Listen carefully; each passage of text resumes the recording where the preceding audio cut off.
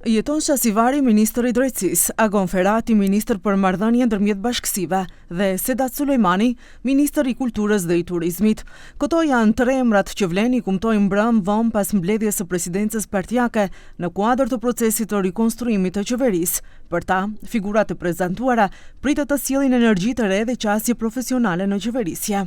Në këtë ekip vleni konfirmon një gjithëpërfshirje, hapje ndaj kuadrave më kualitativ në shoqërinë tonë për ta shtuar për një dinamik të re në implementimin e premtimeve programore dhe premtimeve zgjedhore, kretë kjo në funksion dhe në interes të qytetarit dhe votuesve. Emrat e propozuar për poste ministrore kanë profile të ndryshme akademike, politike dhe profesionale.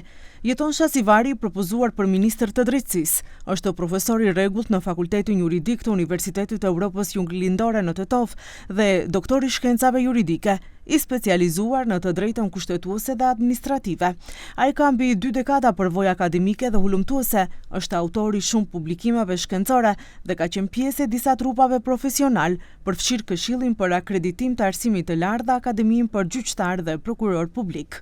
Agon Ferati është propozuar për të udhëhequr Ministrinë për marrëdhënie ndërmjet bashkësive dhe njihet për përvojën e tij në menaxhimin e projekteve, politikat publike dhe integrimin evropian. Ai është trajnuar në institucione ndërkombëtare si OSBE, UNOPS dhe ka qenë aktiv në politikën si nënkryetari i LRPDSH-s, ASH-s, sa të hershme duke udhëhequr edhe shtabe zgjedhore në rezultate të rëndësishme në zgjedhjet e vitit 2017 në Pollok.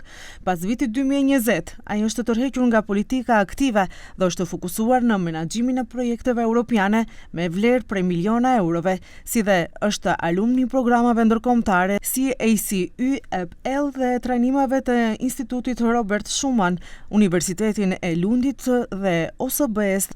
Sedat Sulejmani do të udhëheq Ministrinë e Kulturës dhe Turizmit dhe vjen nga radhët e koalicionit Vlen. Ai ka përvojë të mëhershme si zëvendës ministër në të njëjtin dikaster dhe ka qenë i angazhuar në administratën publike dhe në sektorin e kulturës.